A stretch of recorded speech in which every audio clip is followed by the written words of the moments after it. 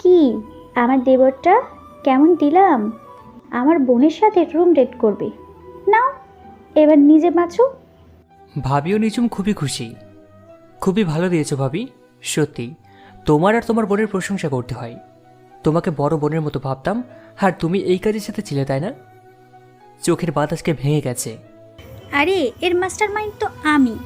তোকে সত্যি ভাইয়ের মতো দেখতাম। তবে আমার বোনকে এই প্রস্তাব দেওয়ার তোর সাহস হলো কিভাবে? আমি কি করেছি যেটা আমার সাথে করলে? কেন রে, আমার বোনকে রুম ডেটের প্রস্তাব করছিস আর এখন কিছু বুঝতে পারছিস না? একদিন সত্যিটা জানতে পারবে ভাবি। তবে তবে সেদিন আর এই অভিকে শত কথা বললেও মন গলাতে পারবে না। আচ্ছা, তা পরে দেখা যাবে। আগে নিজেকে তো দাঁড়াবার জায়গাটা করো। আবারও ভাবিও নিচুম হাসতে লাগলো। আমি চোখ দুটোকে হাতের তালুর অপর পাশটা দিয়ে মুছে নিচে সোজা রেল স্টেশনে চলে গেলাম। পকেটে ছিল 1200 টাকা। আমি অভি। এবার একাদশ শ্রেণীতে পড়ি। বাবা এলাকার চেয়ারম্যান। তাহলে বুঝতেই পারছেন পারিবারিক অবস্থা কেমন। আমরা দুই ভাই, মা বাবাকে নিয়ে পরিবার। ভাইয়া কিছুদিন আগে বিয়ে করেছে। সে একটা বিজনেস দেখে।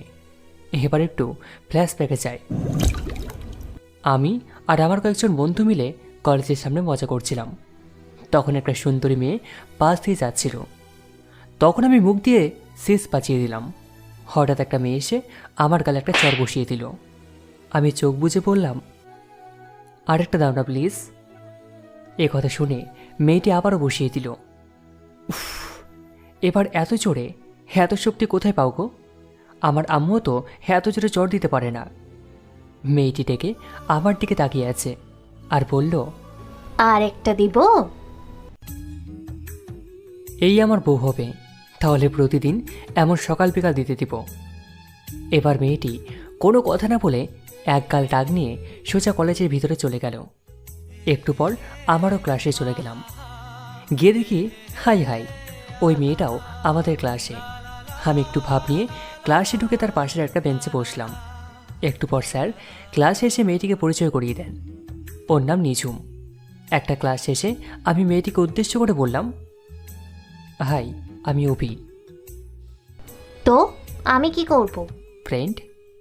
তোর মতো লুইচা ছেলের সাথে কখনো না।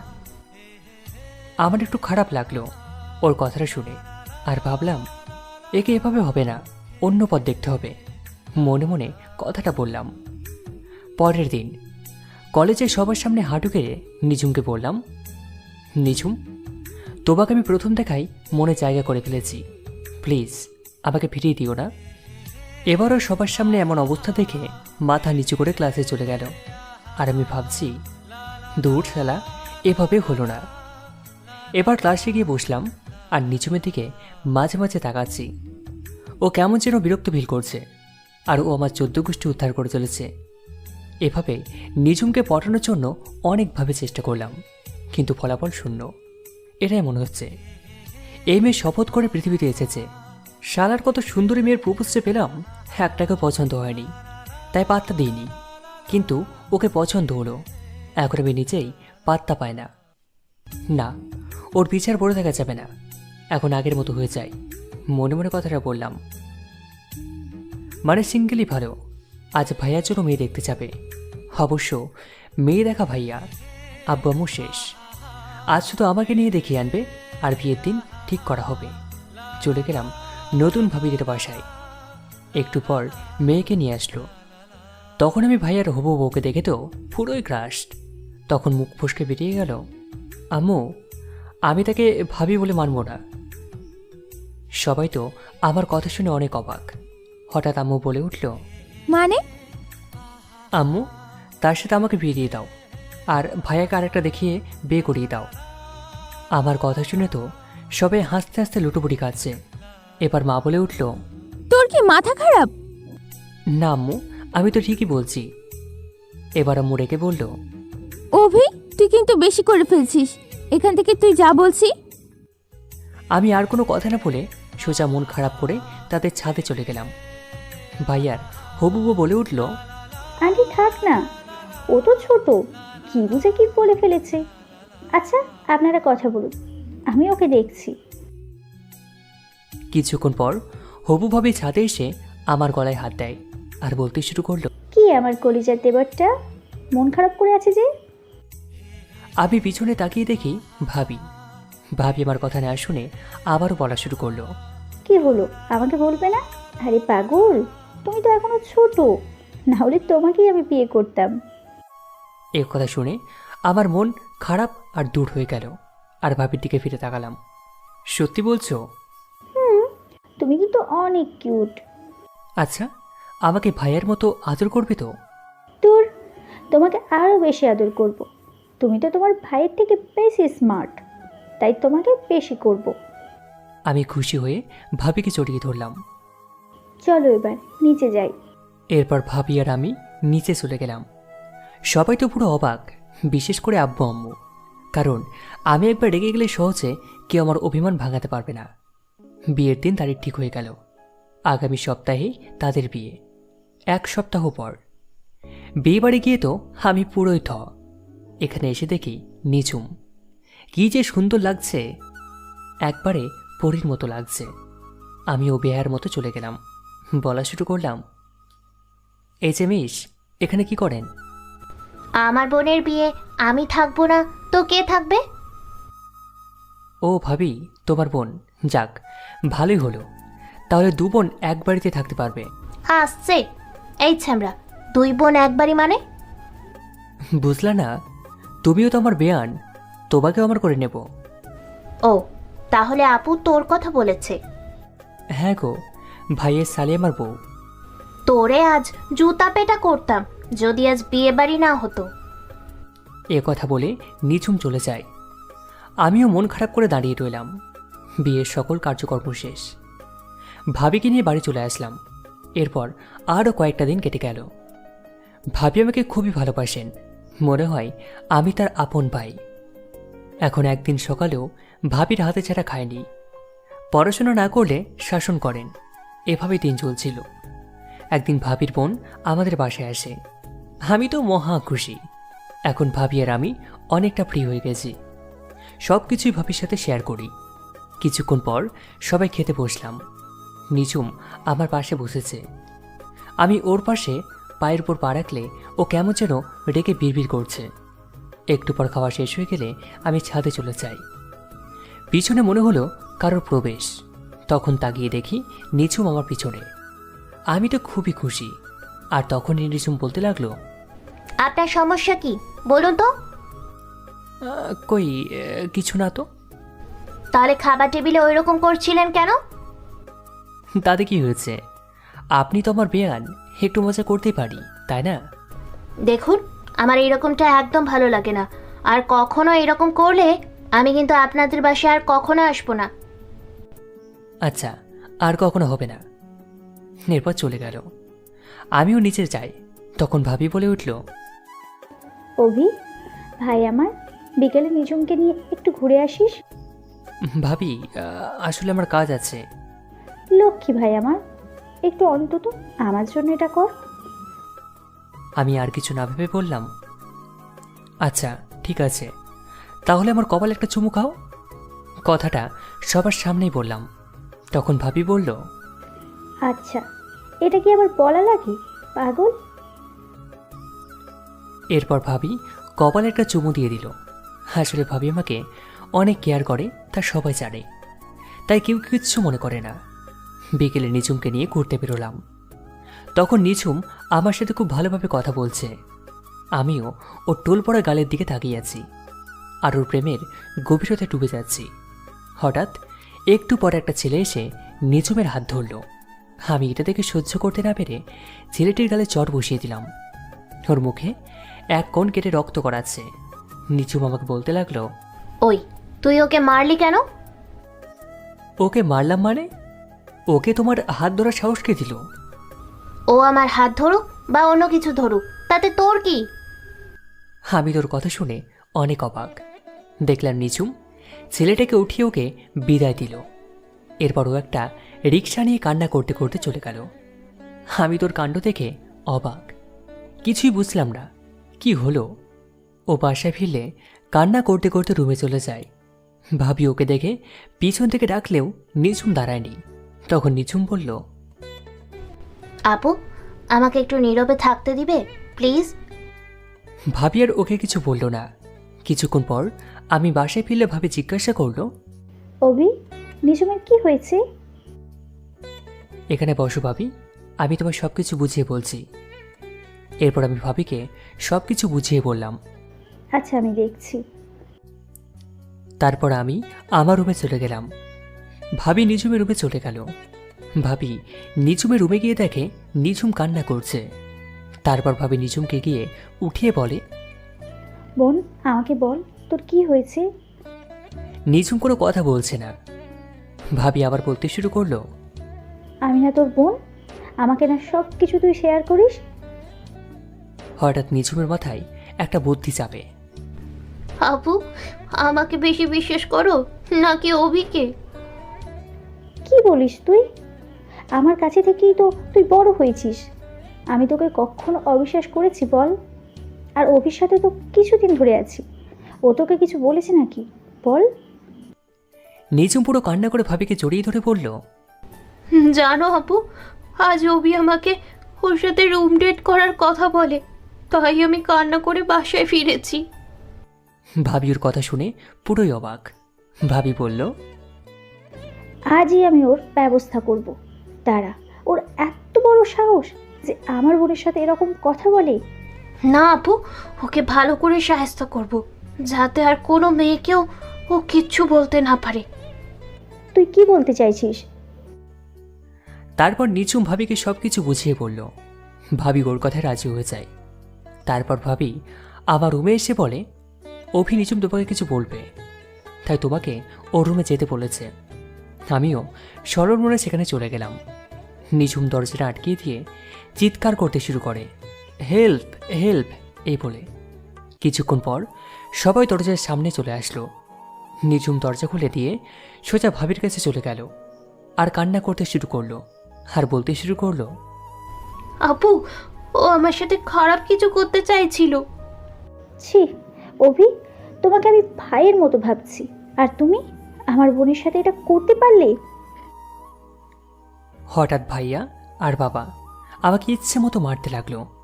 ভাইয়া বলতে লাগলো, তোর কিভাবে সাহস হলো বাবা ভাইয়ের টাকা নিয়ে বাইরে গুন্ডামি আর মেয়েদের সাথে নষ্টামি করস? যে তো কোনো কিছু করার ক্ষমতা নেই। যেই আমি কিছু বলতে যাবো ঠিক তখনই বের হয়ে যা আমার বাড়ি থেকে। তোর মতো ছেলেকে আমি নিজের ছেলে বলে মানি না। আজ থেকে শুধু আমার এক ছেলে। আম্মু, তুমি ওকে আমায় বিশ্বাস করো না? আম্মু এবার আমার গালে একটা বসিয়ে বলল, বের হ আমার বাসা থেকে, তোর মুখ দেখতে চাই না। আমার আর কিছু বলা রইল না। সোজা বাড়ি থেকে বেরিয়ে আসবো, তখন ভাবি আর নিঝুম আমার সাথে আসলো। তখন ভাবি আমাকে ওই কথাগুলো বলা শুরু করে যা আপনারা শুরু থেকে জানেন।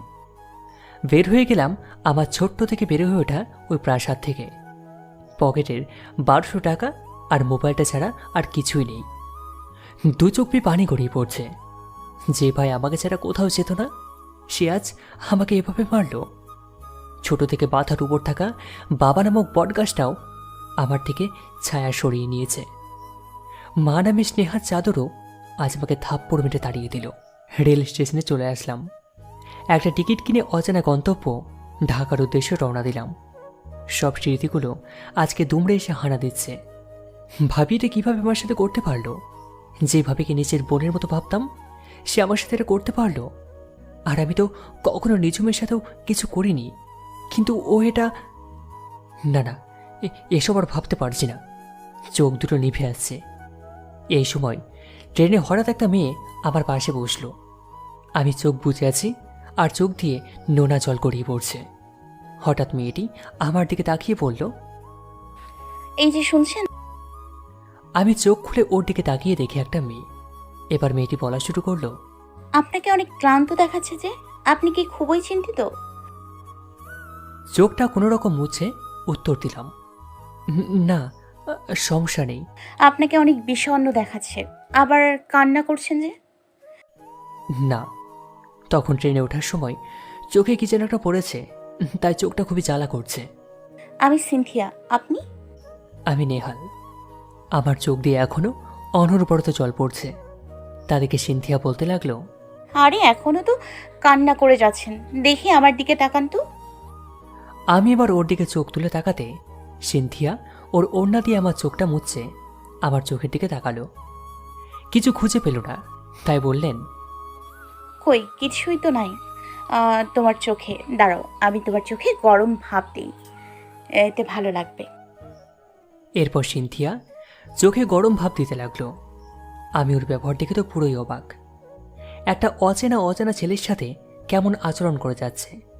কিছুক্ষণ পর ও আমার সম্পর্কে নানান কথা জিজ্ঞাসা করলো। আমি সব কিছু বলে দিলাম, কিন্তু আমার জীবনের ঘটে যাওয়া এই ঝড়ের ব্যাপারটা বললাম না, কারণ এটা হয়তো আমার সম্পর্কে খারাপ ধারণা সৃষ্টি হতে পারে। সত্যি মেয়েটা অনেক মিশুক, অল্প কিছু সময়ের মধ্যেই একজন অপরিচিত মানুষকে আপন করে নিতে পারে। মনে হয় ও আমাকে কত আগে থেকে চেনে। দীর্ঘ জার্নির পর ট্রেন ঢাকায় এসে পৌঁছালো। আমি সত্যি ভুলে গিয়েছিলাম যে আজ আমি অনিশ্চিত জীবনের খোঁজে বেরিয়েছি। ট্রেন থেকে সিনথিয়াকে বিদায় দিয়ে চলে গেলাম বিষণ্ণ জীবনের উদ্দেশ্যে, যেখানে নেই দুমুঠো অন্ন দেওয়ার ভরসা, না আছে চোখ দুটো বুঝে শরীর এলিয়ে দেওয়ার স্থান।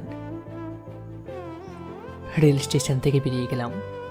ও, আপনাদেরকে তো বলতেই ভুলে গিয়েছিলাম, আমি যখন রেল স্টেশনে আসি তখন মোবাইলটা 5,000 টাকায় বিক্রি করে দিয়েছিলাম, যার মূল্য ছিল 20,000 টাকা। আর সিমটা ভেঙে ফেলি, আর কারোর সাথে মোবাইলে কথা বলার দরকার নেই। এরপর আমি ছোট একটা বাসার খোঁজে বেরোলাম। বাসা খুঁজে যাচ্ছি, কিন্তু এই শহরে কেউই ব্যাচেলারকে বাসা দিতে রাজি নয়। রাত তো হয়ে আসছে, কিন্তু এখনও রাতে থাকার মতো একটু জায়গা করতে পারলাম না। কোনো জায়গা না পেয়ে রাতে একটা হোটেলে ঢুকে কিছুটা খাবার খেয়ে নিলাম।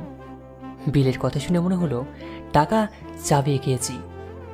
অল্প কিছু খাবার খেলাম, তার দামই হলো 560 টাকা।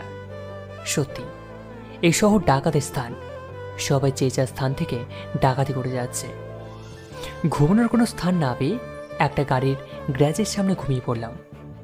খোলা স্থানে কোনো রকমে ছাদে নিচে চারিদিকে নিঝুম অন্ধকার। পরিবারের কারোর কথা যে আর স্মৃতিতে হানা দিচ্ছে না, কারণ যাওয়া কোনো স্থান আর পরের বেলায় খাবার কি হবে তা ঠিক নেই। তার আবার কিসের পরিবারের চিন্তা। রাতে আর কোনো চিন্তা না করে ঘুমোতে চেষ্টা করলাম। ঘুমও যে আমার সাথে বেইমানি করে যাচ্ছে, কারণ যেই ছেলের ভ্রমের বিছানা ছাড়া শরীর এড়াতে পারে না, তার আজকে ইটের ওপর ঘুমোতে হচ্ছে। সত্যি ভাগ্য যে আমার জীবনকে এক রাতে উল্টিয়ে পাল্টিয়ে দিয়েছে তা আমি কখনো ভাবতে পারিনি। কখন যে চোখটা লেগে গেল তা জানা নেই। সকালে কে যেন আমাকে ডাকা শুরু করলো। আমি চোখ খুলে দেখি বাবার বয়সের একটা লোক। এই যে ছেলে, তুমি এখানে শুয়ে আছো কেন? চাচা, আমি আসলে গ্রাম থেকে এসেছি, কিন্তু কি আমাকে বাসা ভাড়া দিচ্ছে না। তোমার বাড়ি কোথায়? চাচা, আমার কোনো বাড়ি নেই, আর পৃথিবীতে আমার আপন বলতেও কেউ নেই। তুমি এখানে কি করছো বাবা?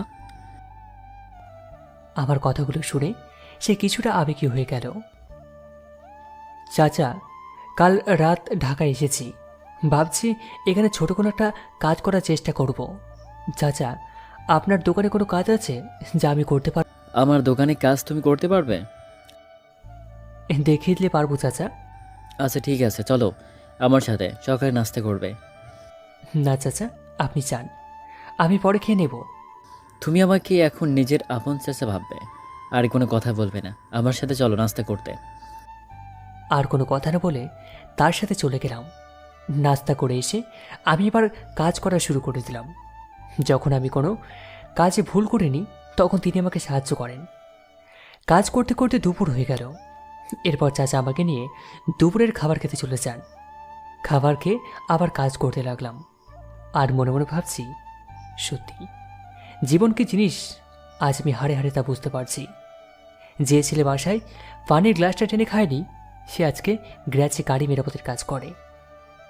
বিকেল হয়ে এলো, আজকের মতো দোকান বন্ধ করে দিল। তারপর চাচা আমাকে নিয়ে তাদের বাড়ির উদ্দেশ্যে রওনা দিল। চাচা, আপনি আমাকে কোথায় নিয়ে যাবেন? কেন আমার সাথে? আপনার সাথে মানে? আমি না তোর আপন চাচা, তাহলে এত কথা বলছিস কেন? আমাদের সাথে থাকবি তুই। আমি আর কোনো কথা বললাম না, সোজা তার সাথে চলে গেলাম। গিয়ে একটা বাড়িতে উঠলাম।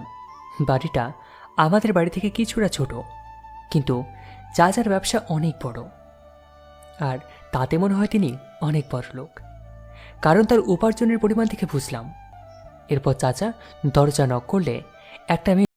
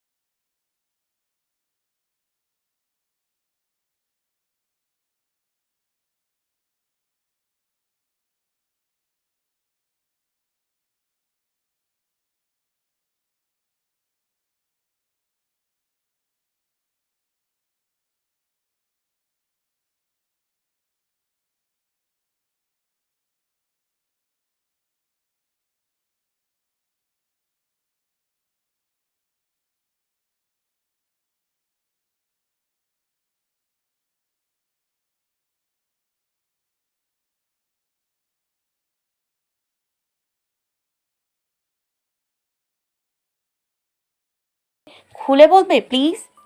আমি একজন ধর্ষক, আর এই অপরাধে বাবা মা বাড়ি থেকে বের করে দেন, আর আমি নিজের জীবনকে বাঁচানোর জন্য ঢাকায় এসেছি ঠাঁই নিতে। কিন্তু কিন্তু কেউ আমাকে সে স্থান দেয়নি। আপনিও আমাকে তাদের মতো তাড়িয়ে দিন। কথাগুলো কান্না করতে করতে বললাম।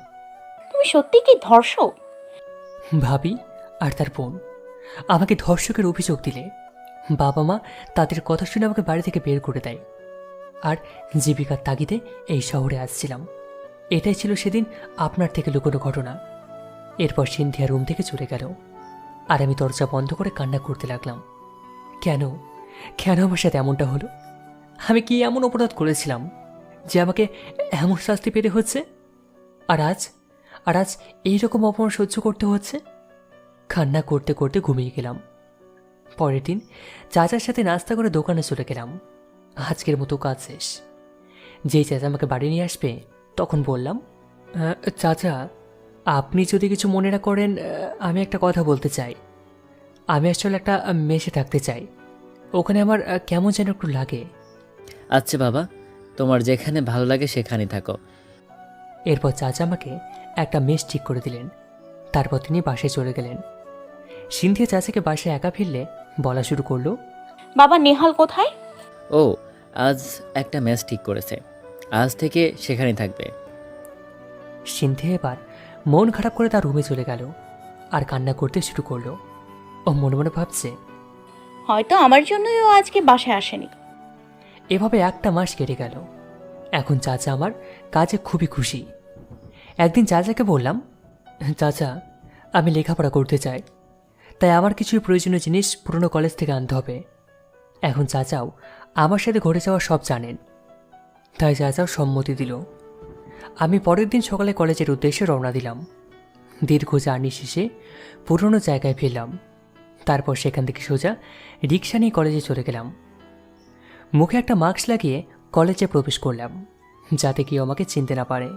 প্রিন্সিপালের কাছ থেকে প্রয়োজনীয় কাগজপত্র নিয়ে যেই না বের হব, তখনই দেখি নিঝুম আমার সামনে দাঁড়িয়ে আছে। আমি মাথাটা ঘুরিয়ে ওর সামনে থেকে চলে আসলাম। ও পিছন থেকে এক দৃষ্টিতে তাকিয়ে আছে আমার দিকে, মনে হচ্ছিল আমাকে কিছু বলতে চাই। আমি কলেজ থেকে বের হয়ে একটা রিক্সা নিয়ে সোজা আমার রেল স্টেশনে চলে গেলাম। একটা টিকিট কেটে ট্রেনে আবার ইটপাটকেলের শহরটাতে ফিরে এলাম। এসে চাচার সাথে দেখা করে মেসে চলে গেলাম। পরের দিন কাছাকাছি একটা কলেজে ভর্তি হয়ে গেলাম। সেখান থেকে এসে দোকানে কাজ শুরু করে দিলাম। আর চাচার কাছে এটাও বললাম যে আমি সপ্তাহে 2 দিন ক্লাস করব। চাচা আমার ইচ্ছে মতো করতে বলেছিল, কিন্তু আমার বিবেকে তা বাধা দেয়, কারণ লোকটা আমার জন্য অনেক কিছু করেছে।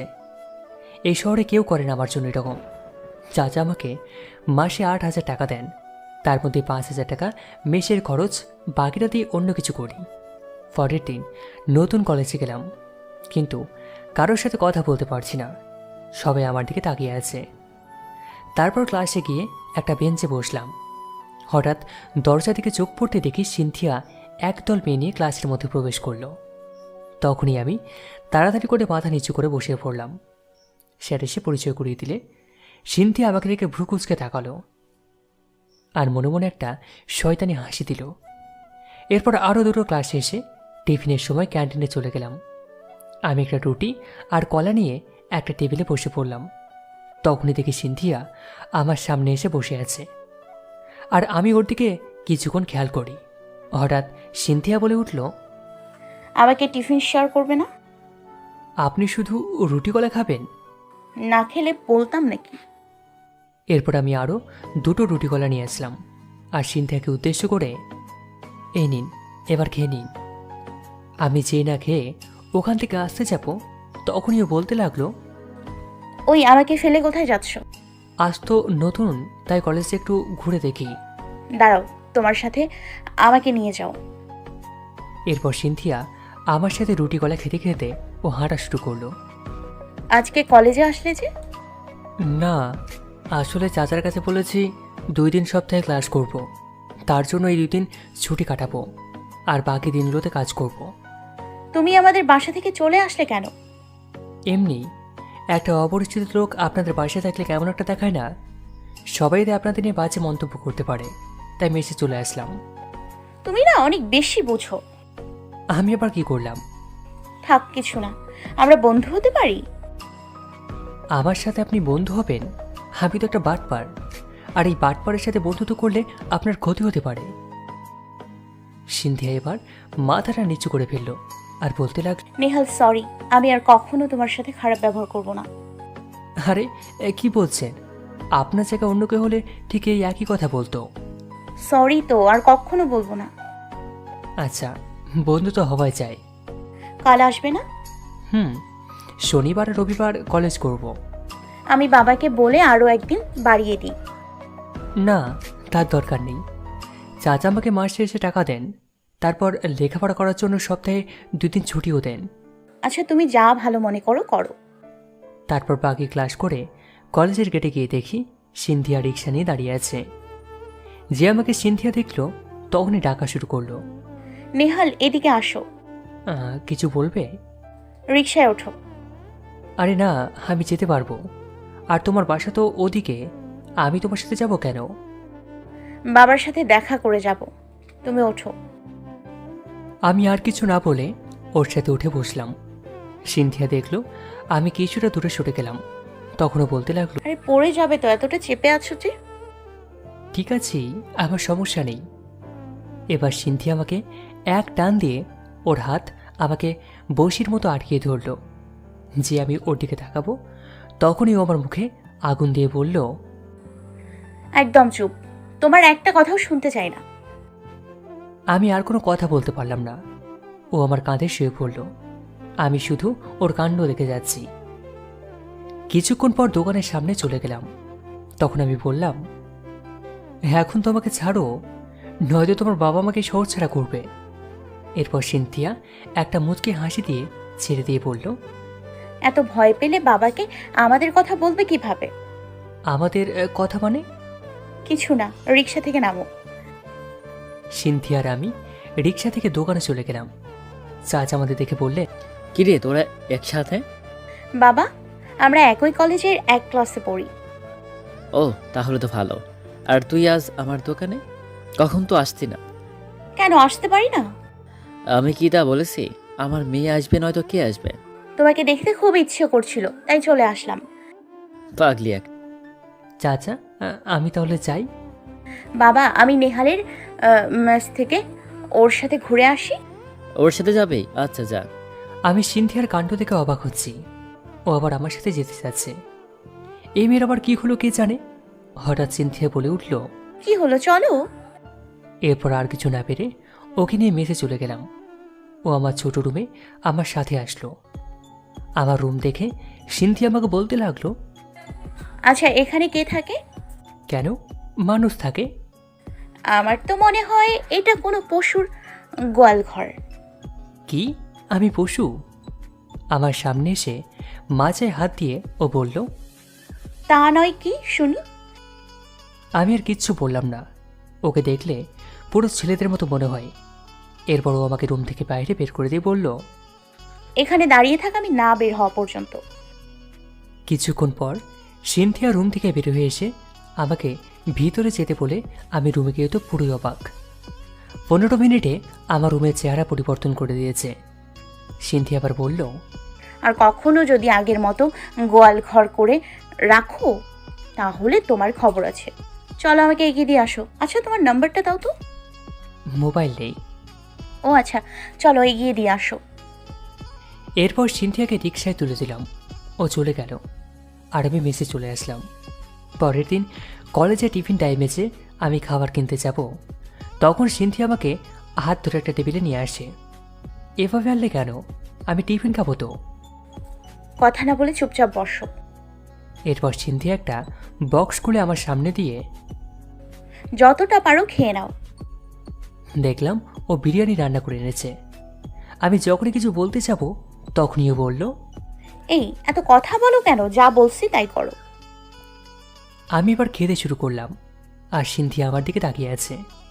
হঠাৎ কিছু মেয়ে এসে বলা শুরু করলো, আহারে, দুলাভাইকে খাইয়ে দে না, তার নিজ হাতে খেতে কষ্ট হয় না বুঝি? আমি ওদের কথা শুনে গলায় খাবার আটকে গেল। তখন সিনথিয়া তাড়াতাড়ি আমাকে পানি দেয়। ওর বসা চেয়ারটা যে তুলতে যাবে তারই মধ্যে সবগুলো উধাও আর বলতে লাগলো, শাকচুনি পেতনিগুলো দেখিস, তোদের একটাও বিয়ে হবে না। এবার আমি বললাম, আমার খাওয়া শেষ, আমি ক্লাসে যাই। সিনথিয়া আঁখে দুটো লাল করে বলতে লাগলো, তুই এখান থেকে যদি উঠিস তাহলে তোর ঠ্যাং ভাঙবো। আমি কি করব? আমি এখন খাবো আর তুই আমার মুখের দিকে তাকিয়ে থাকবি। আমিও শিশুর মতো বসে রইলাম আর আমার বক্সে রাখা বাকি খাবারগুলো ও খেতে লাগলো। আমি ওর কাছ থেকে দিন দিন কেমন যেন হয়ে যাচ্ছি। মনে মনে ভাবছি, পাগল লাগি রে বাবা, আমার চোটে খাবারগুলো এভাবে খেয়ে নিচ্ছে। খাবার শেষে একটা টিস্যু দিয়ে ও হাত এবং আমার হাত মুছে দিল আর একটা বাটন মোবাইল আমার থেকে এগিয়ে দিয়ে বলল, এই সিমে শুধু আমার নাম্বার আছে। আমি যদি কখনো অন্য কারোর নাম্বার পাই তাহলে তোমার খবর আছে। তারপর ওর থেকে মোবাইলটা নিয়ে ক্লাসে চলে গেলাম। ক্লাস শেষে মেসে চলে গেলাম আর এভাবেই আমার জীবনের দিনগুলো কাটতে লাগলো। সিনথিয়া আমাকে এখন অনেক কেয়ার করে। ওর বাবাকে বলে আমাকে ওদের বাসায় আবার ফিরিয়ে নিয়েছে। আমাকে সকল কাজে সাহায্য করে। ও যে আমাকে অনেক ভালোবাসে তা আমি ভালোভাবে বুঝতে পারি। অনেকবার পরোক্ষভাবে ও আমাকে ভালোবাসার কথা বলেছিল, কিন্তু আমি তাতে গুরুত্ব দিইনি। না বোঝার অভিনয় করে আসছি। আসলে আমি যে ওকে ভালোবাসি না সেটা কিন্তু নয়। ওকে ছাড়া আমার চলাফেরা করতেও কষ্ট হয়, কিন্তু ওকে পাত্তা না দেওয়ার কারণ আমি ওর বাবার সাথে কখনো বিশ্বাসঘাতকতা করতে চাই না। তিনি আমাকে এই অচেনা শহরটাতে চেনাতে সাহায্য করেছেন। নিজের ভালোবাসা তার সাহায্যের কাছে কিছুই না, কারণ আজ আমি এই প্রবাদ বিশ্বাস করি, যে পেটে ভাত না থাকলে ভালোবাসা বেড়ার নিচ দিয়ে পালায়। এভাবে 5 বছর চলে গেল। এখন অনার্স শেষ বর্ষে পড়ি। একদিন কলেজ থেকে আসার সময় সিন্ধি আমাকে বলে, নেহাল, তোমার সাথে আমার কিছু কথা আছে। বলো কি বলবে? দেখো নেহাল, তোমাকে এই 5 বছরে অনেকবার বোঝানোর চেষ্টা করেছি, কিন্তু তুমি বোঝার চেষ্টা করোনি। তাই আমি সরাসরি আজ শেষবারের মতো তোমায় বলছি, আমি তোমায় ভালোবাসি নেহাল। এটা হয় না সিন্ধিয়া। কেন হয় না? আমি কি দেখতে সুন্দর না? না তোমার যোগ্য নই? দেখো সিন্ধিয়া, তুমি দেখতে অনেক সুন্দর। তোমাকে যে ছেলে দেখবে সেই ছেলেই পছন্দ করবে। আর যোগ্যতার কথা বলছো?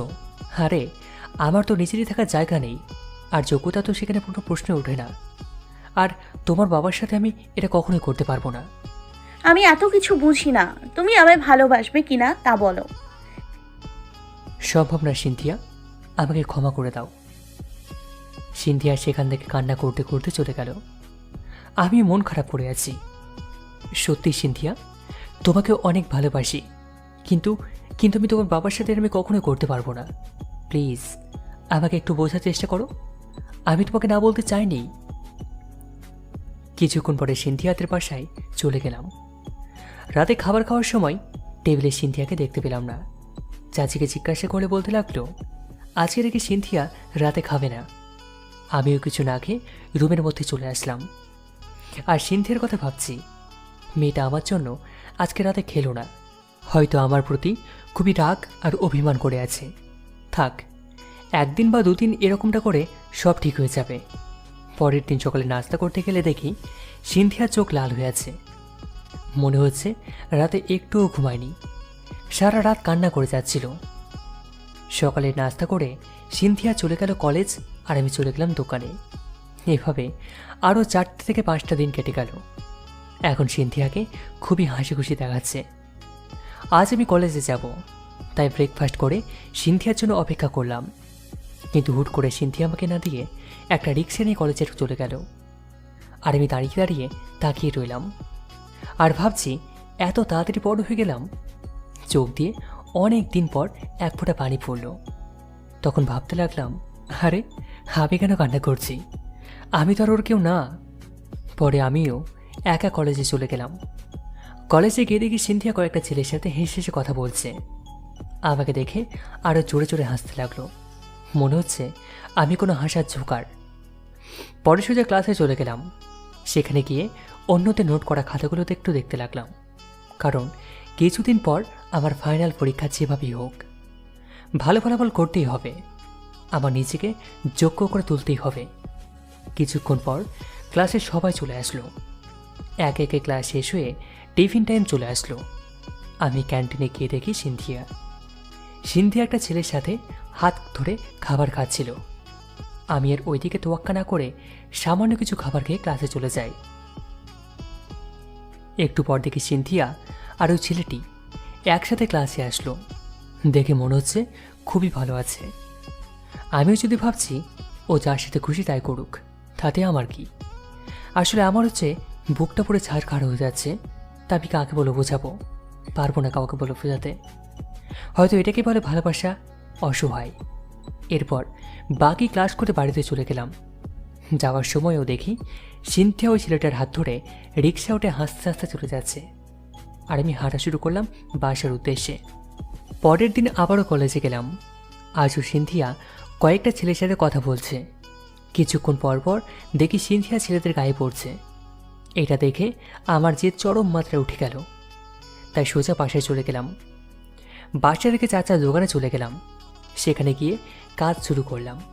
আর সিন্ধিয়ার কথা ভাবছি, আমি হয়তো ওকে না বলে দিয়েছি, তাই বলে ও আমার সামনে অন্য ছেলের সাথে এমনি করবে। আমি আর এরকম সহ্য করতে পারবো না। তাই চাচাকে কোনোভাবে বুঝিয়ে তার বাসা থেকে বেরিয়ে আসার একটা ব্যবস্থা করতে হবে। সিন্ধিয়ার অবহেলাছে আর সহ্য করতে পারছি না। তাই চাচাকে বললাম, চাচা, আমি কিছুদিনের জন্য বেঁচে থাকতে চাই, তারপর আবার আপনার বাসায় যাব। আচ্ছা বাবা, তোমার যা খুশি। এরপর আমি সিন্ধিয়ার বাসায় ফেরার আগেই সব কিছু নিয়ে চাচিকে বলে মেসে চলে গিয়ে উঠলাম। এখন আমি আর কলেজ যাই না, দোকানে কাজ করি আর লেখাপড়ার সময় দিই। এভাবে 1 মাস চলে গেল। কিছুদিনের মধ্যেই আমার ফাইনাল পরীক্ষা শুরু হবে। তাই চাচার কাছে কয়েকদিনের জন্য ছুটি নিয়েছি।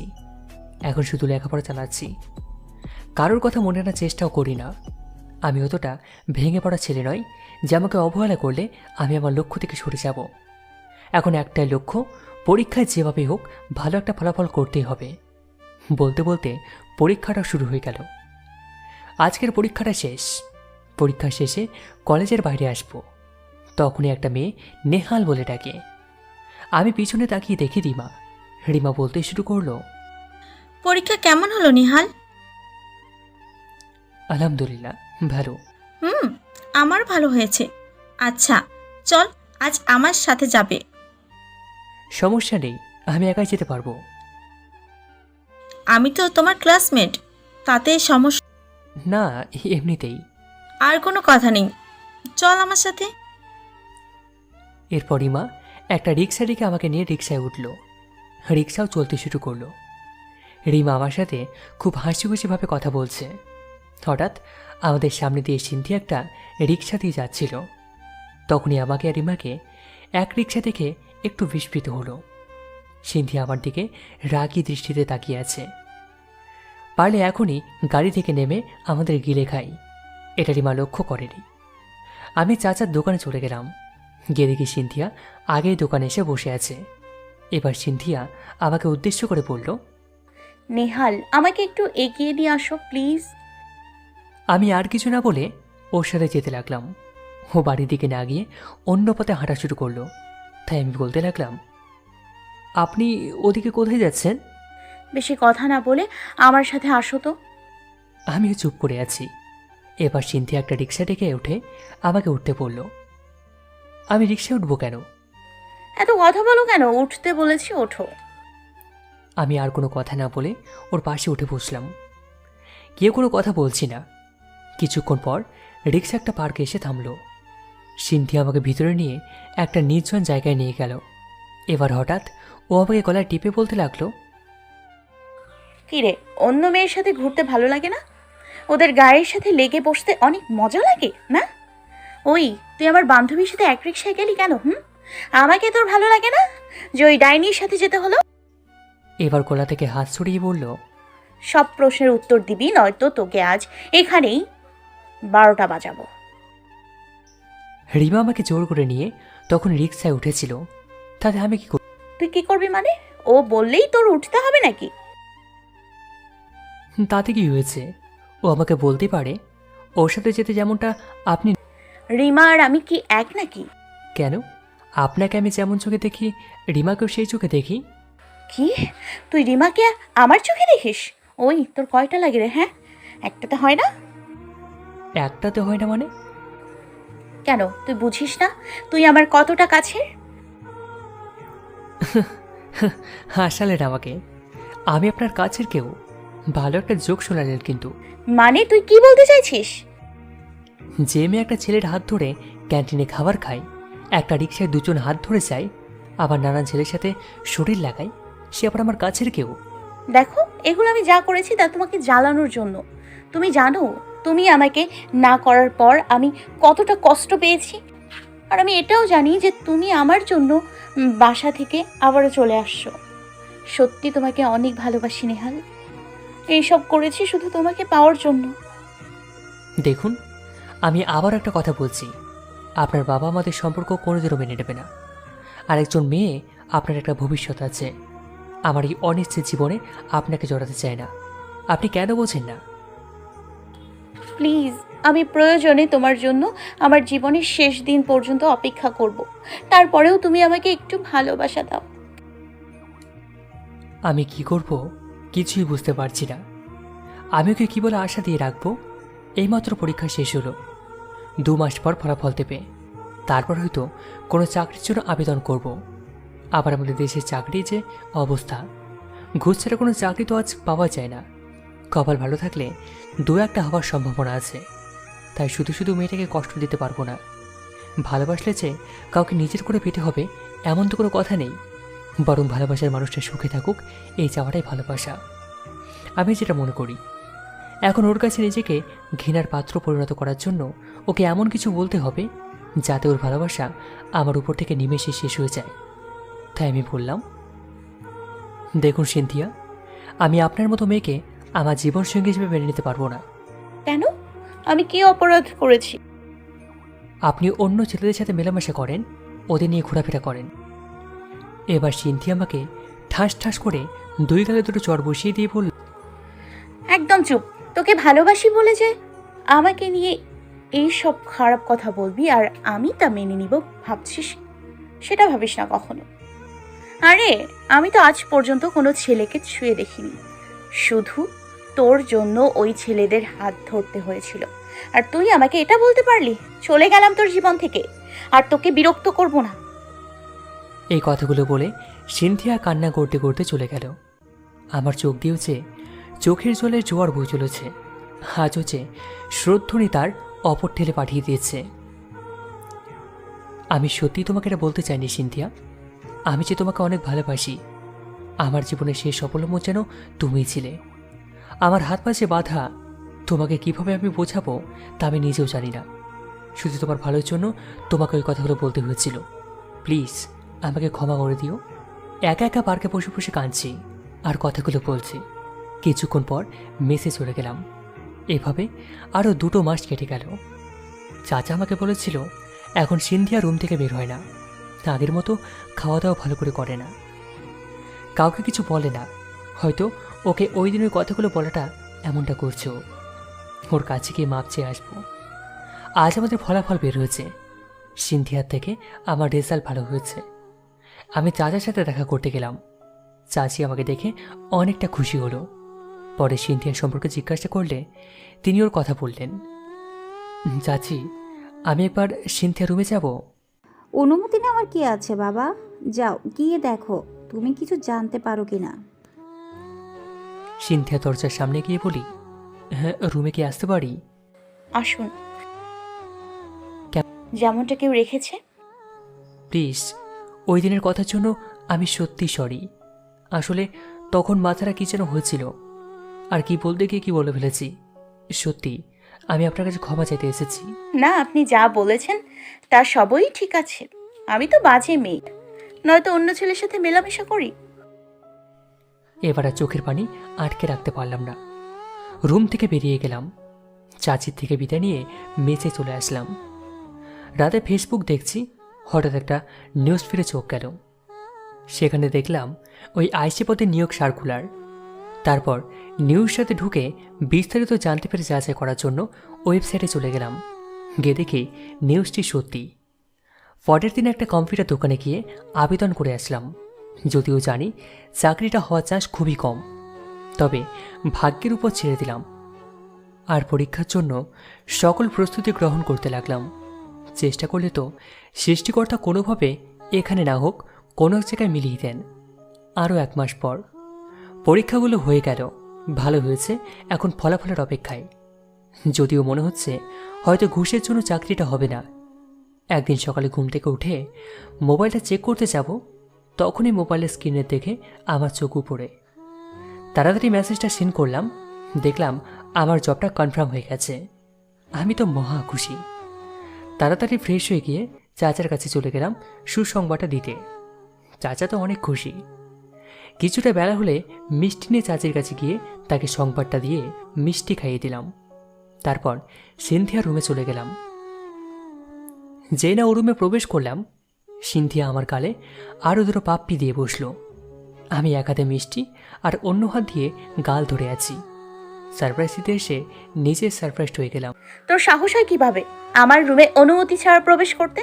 বের হ আমার রুম থেকে, তোর মুখ আমি দেখতে চাই না। আমি ওখানে মিষ্টিগুলো ফেলে বাইরে চলে আসলাম। বুঝতে পারছি আমার প্রতিও খুব রেগে আছে। 15 দিন পর আমার জয়েন, তাই সব কিছুর প্রস্তুতি নিতে শুরু করেছি। 7 দিন পর চাচা হঠাৎ একদিন সিনথিয়াকে বলল, মা, আমি তোর জন্য একটা ছেলে দেখেছি, আর ও অনেক ভালো ছেলে। তোকে নিয়ে অনেক দূরে চলে যাবে। আজ রাতে তোদের এঙ্গেজমেন্ট, 1 বছর পর তোকে নিয়ে যাবে। এখন শুধু আংটি পরিয়ে রাখবে। বাবা, তুমি এটা কি বলছো? আমার মতামত না নিয়ে তুমি এটা করতে পারো না। আমি তোমার আর একটা কথাও আমি শুনতে চাচ্ছি না। তুমি যদি আমার কথা না শোনো তাহলে আমার মরা মুখ দেখবে। সিনথিয়া আর কিছু না বলে রুমে গিয়ে কান্না করতে লাগলো। কিছুক্ষণ পর সিনথিয়া আমাকে খুঁজতে মেসে চলে গেল, কিন্তু আমার মেসেও তো তালা মারা। তাহলে তখন আমি জয়নিংয়ের জন্য মার্কেট করতে গেছিলাম। সিনথিয়া আমাকে না পেয়ে কান্না করতে করতে বাড়ি ফিরে আসলো। রাতে সবাই চলে আসলো।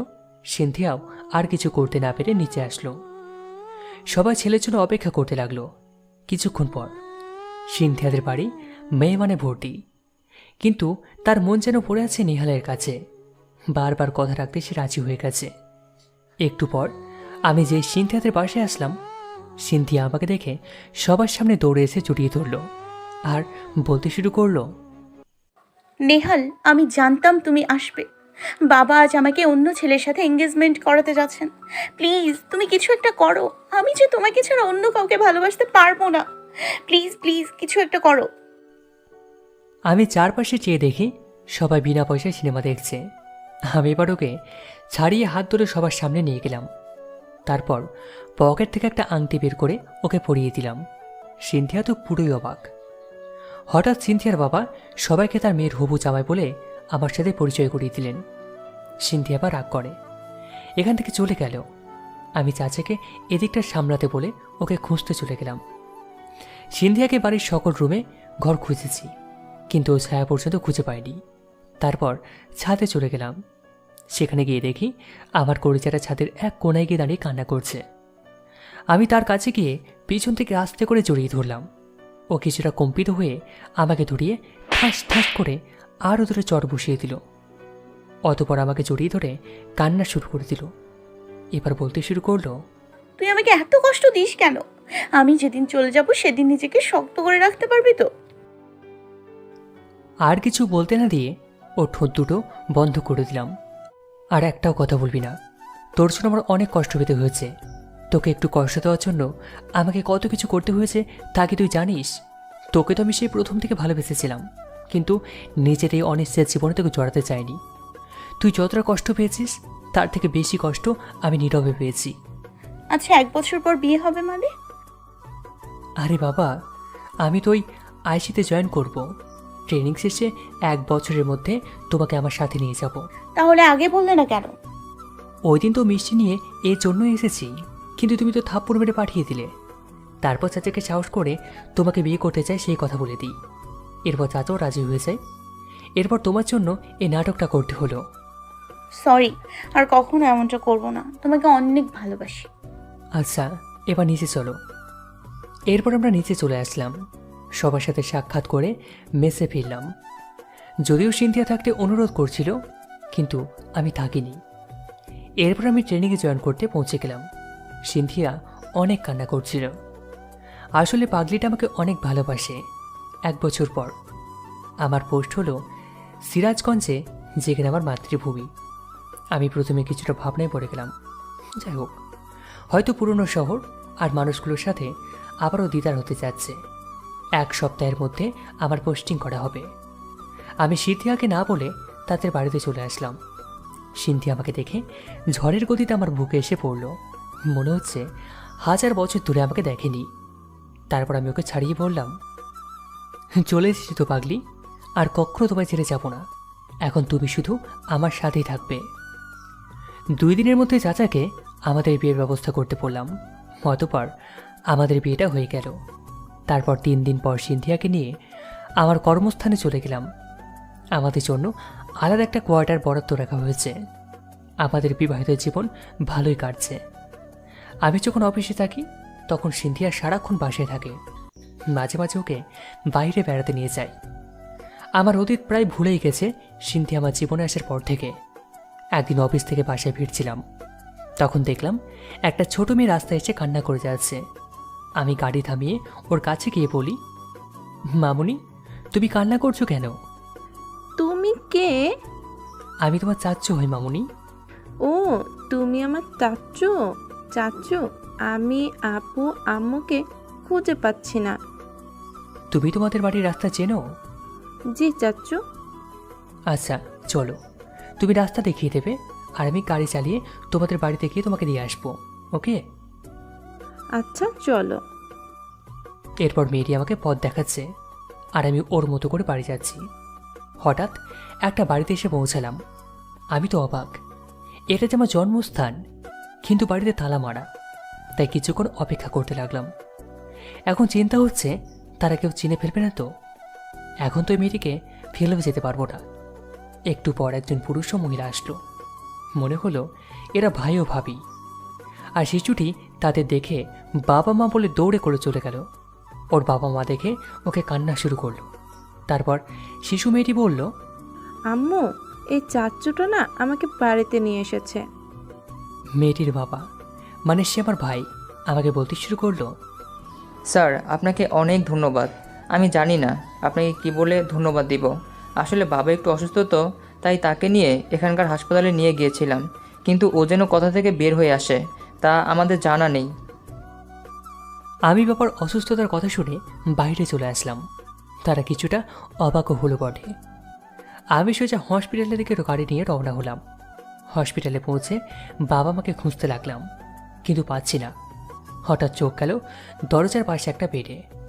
আমি তাড়াতাড়ি সেখানে গিয়ে দাঁড়ালাম, আর মা আমার দিকে অপলক দৃষ্টিতে তাকিয়ে আছে। স্যার, কিছু বলবেন?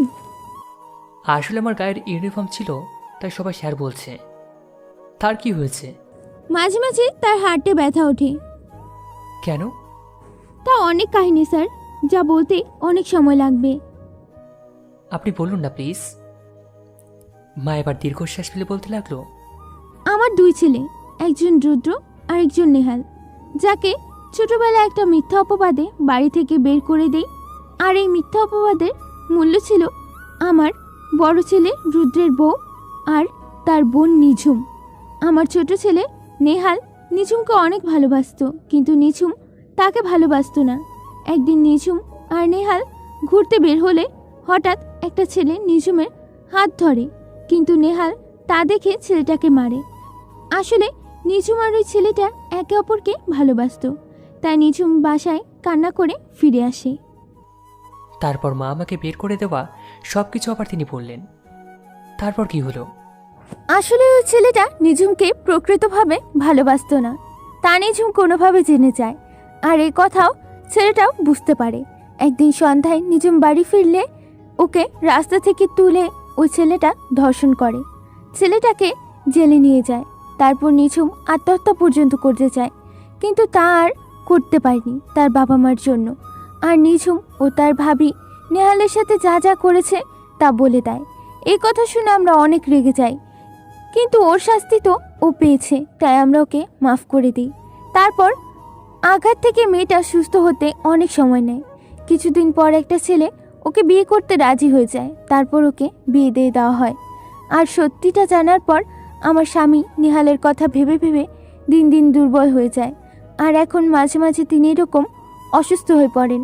ওর জন্য তিনি আজও অপেক্ষার দুয়ারে চেয়ে থাকেন। আমি আর চোখের পানি আটকে রাখতে পারছি না, সেখানে দাঁড়িয়ে কান্না শুরু করে দিলাম। স্যার, আপনি কাঁদছেন কেন? আমি মায়ের কোলের উপর মাথা রেখে কান্না শুরু করে দিলাম আর বলতে লাগলাম, আম্মু, আমি তোমার নেহাল, আমাকে ক্ষমা করে দাও। আমি হচ্ছে অনেক কষ্টে বড় হয়েছি। কি, তুই আমার নেহাল? হ্যাঁ মা, আমি তোমার নেহাল। এবার মা আমাকে জড়িয়ে ধরে কান্না শুরু করলো। হঠাৎ বাবা ঘুম থেকে উঠে আমার কথা শুনে বলতে লাগলেন, বাবা নেহাল, তুমি কোথায় ছিলি? আমার ওপর তোর এত রাগ অভিমান, আমায় ক্ষমা করে দে বাবা। না বাবা, আজকে তোমার উপর আমার কোনো অভিযোগ নেই, আমার জন্যই তোমার আজকে এই অবস্থা। না রে, এটা আমার পাপের ফল। তোর কথা না শুনে আমি তোকে বাড়ি থেকে বের করে দিই, তার ফল এটা। আচ্ছা বাদ দাও। বাড়ি যাবি না বাবা? আরে, তোমাদের সাথে দেখা হবে চিন্তা করো না। তবে আমার জন্য সরকার এই জায়গা দিয়েছে, ওখানে আমি ভালো আছি। আর ওই বাড়ি আমার আর দরকার নেই। দরকার নেই মানে? ওটা তো তোরও বাড়ি। বাদ দাও তোমার এসব কথা। এখন কি বাড়িতে দিয়ে আসবো, নাকি তোমরা এখানেই থাকবে? না বাবা, আজ তোর বাবা এখানেই থাকুক, তুই বাসে চলে যা। এরপর আম্মু আমাকে চলে যেতে বলল। যদি আমি বাবার পাশে থাকতে চেয়েছিলাম, আম্মু না করায় এরপর বাসার দিকে রওনা দিলাম। ফোনে তাকিয়ে দেখি সিনথিয়ার অনেকগুলো ফোন। মোবাইল সাইলেন্ট ছিল, ওর কথা ভুলে গিয়েছিলাম। পরে বাসায় গিয়ে যেই না কলিং বেল বাজাতে লাগলাম, সেই দরজাটা খুলে গেল। মনে হয় আমার জন্য কলিং বেল দাঁড়িয়েছিল। আমি ভিতরে প্রবেশ করতে সিন্ধি আমাকে জড়িয়ে ধরে কান্না শুরু করলো। আমি ওকে জড়িয়ে কপালে একটা চুমু খেয়ে আজকে সবটা খুলে পড়লাম। ও অনেক খুশি, বাবা আম্মুর সাথে দেখা করতে চাই। আমি ওকে সব কিছু বুঝিয়ে বললাম। পরের দিন অফিস শেষে আমি আব্বু আম্মুর সাথে দেখা করতে বাড়িতে গেলাম। দরজা ভাবি খুলে দিল। আমাকে দেখে মাথা নিচু করে ফেলল। আমি সোজা আব্বু আম্মুর কাছে চলে গেলাম। তারা আমাকে দেখে খুবই খুশি হলো। একটু পর উষা, মানে আমার ভাইয়া, মেয়ে আসলো। এসে বলতে লাগলো, চাচু তুমি কেমন আছো? ভালো মামুনি, তুমি? আমিও ভালো চাচু। এবার ওকে কোলে তুলে নিলাম। এরপর আরও কিছুক্ষণ আব্বু আম্মুর সাথে কথা বললাম। হঠাৎ উষা বলল, চাচু পরশুদিন আমার জন্মদিন, তুমি কিন্তু আমার জন্য অনেক কিছু আনবে। আচ্ছা মামুনি। তারপর চলে আসবো। তখন আম্মু বলল, খাবার খেয়ে যা বাবা। আমি তো এখনো সংসারে কিছু দিতে পারিনি মা। এই কথা বলে বাসা থেকে চলে গেলাম। এরপর ভাবি আম্মুকে কালকের ঘটনা বলল। এখন আম্মুর সাথে সিনথিয়াকে মোবাইলে পরিচয় করিয়ে দিয়েছি। সিনথিয়া ও আম্মু দুজনে দেখা করতে চেয়েছে। আমি উষার জন্মদিনের দিন নিয়ে যাবো তা বলে দিয়েছি। বলতে বলতে উষার জন্মদিন চলে আসলো। তাই ওর জন্য সিনথিয়াকে নিয়ে অনেক কিছু কিনে নিলাম। রাত 9টার দিকে রওনা দিলাম। অনেক আত্মীয় স্বজনরা থাকবে সেখানে। সিনথিয়াকে একটা বোরখা আর হিজাব পরতে বলেছি, আর আমি পাঞ্জাবি পরেছি। আজ সবাইকে দেখাবো আমার স্ত্রী কেমন ধরনের মেয়ে। যারা আমাকে বাড়ি থেকে বের করে দিয়েছিল তাদের থেকে কোন দিক দিয়ে কম আছে নাকি। আর আমি এমনি সিনথিয়াকে বোরখা পরিয়ে নিই। নিজের জিনিস অন্যকে দেখানোর মতো গাধা আমি নই। আসলে পৃথিবীর মানুষগুলো দিনে দিনে বোকা হয়ে যাচ্ছে। নিজের জিনিস কেন যে অন্যের বিনোদনের পাত্রে পরিণত করে তা আমি বুঝি না। যাই হোক, দরজায় নক করতেই একটা মেয়ে দরজা খুলে দিল। সেটা আর কেউ না, এ ছিল নিঝুম। আমার দিকে তাকিয়ে আছে। আমি তার দিকে কোনো ভ্রুক্ষেপ না করে সব কিছু নিয়ে বাসায় ঢুকলাম। আম্মু, ভাবি, নিঝুম সহ আরও মেয়েরা সিনথিয়ার দিকে তাকিয়ে আছে। কারণ এরকম আয়োজনে কি আবার বোরখা পরে, তাতেও সিনথিয়াকে অনেক সুন্দর দেখাচ্ছে। আমি ইশারা করলেও বুঝতে পারে সিনথিয়া আব্বু আমাকে সালাম করে যেইভাবে ভাবির সাথে আম্মুকে পরিচয় করিয়ে দেবে। তখন আমি সিনথিয়াকে ডেকে আম্মুর ঘরে নিয়ে গেলাম আর ওর কাছে কিছু কথা বলে দিলাম। ওদিকে ভাবি ভাই অবাক হয়ে গেল। একটু পর আমার আনা কেক তাদের কেকের পাশে রাখলাম। এবার উষাকে কেক কাটতে বললাম। উষা কেক কাটলে আমি আর সিনথিয়া ওর মুখে কেক দিয়ে ওর জন্য আনা সব উপহার দিয়ে দিলাম। উষা আমাকে আর সিনথিয়াকে চুমু দিয়ে বলল, আমার ভালো চাচু, ভালো আন্টি। তারপর আব্বু আম্মুর রুমে সিনথিয়াকে নিয়ে চলে আসলাম। ওদের উপর এখনো রাগ করে আছিস? দেখো, এই বাড়িতে তুমি আর বাবা ছাড়া আমার আর কেউ নেই। কেন? ওরা তো তোর ভাই ভাবি না? আম্মু, তোমরা যদি আর ওদের নিয়ে কথা বলো তাহলে আমি কখনো তোমাদের কাছে আসবো না। এবার কেউ আর কথা বলল না। একটু পর রুম থেকে বাইরে আসলে উষা এসে বলল, চাচু, আন্টি চলো আমরা এখন খাবো। আচ্ছা আম্মু, চলো আমরাও খাব। আমি সিনথিয়ার হাত ধরে রাগী দৃষ্টিতে তাকালাম। এবার সবার সামনে পকেট থেকে 10,000 টাকা বের করে বাবার হাতে দিয়ে বললাম, বাবা, এটা তোমাদের মাসিক খাবার খরচ। ডক্টর দেখাতে যে টাকার প্রয়োজন তা আমি দেব। আর এই টাকায় না হলে আমাকে বলবে। আর পারলে সিনথিয়ার সাথে থাকবে। তোমাদেরকেও নিজের বাবা মার মতো করে রাখবে আর সেবা যত্ন করবে, তা চিন্তা করো না। চলে আসবো। তখন উষা বলল, খেয়ে যাও চাচু। না মামুনি, এই বাড়ির খাবার খাওয়ার অধিকার আমার নেই।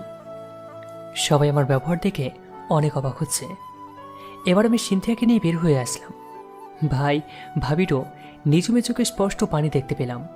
কিন্তু আফসোস, ওই দিন ভাবিকেও একটা কথা বলেছিলাম, শত চেষ্টা করলেও আমাকে আপন করতে পারবে না।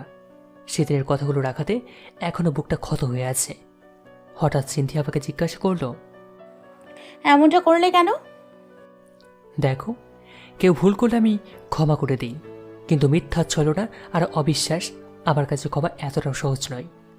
এরপর বাসায় চলে আসলাম। এখন উষা আব্বু আম্মু আর আমার বাসায় আছে। আমি সিনথিয়াকে নিয়ে অনেক ভালো আছি।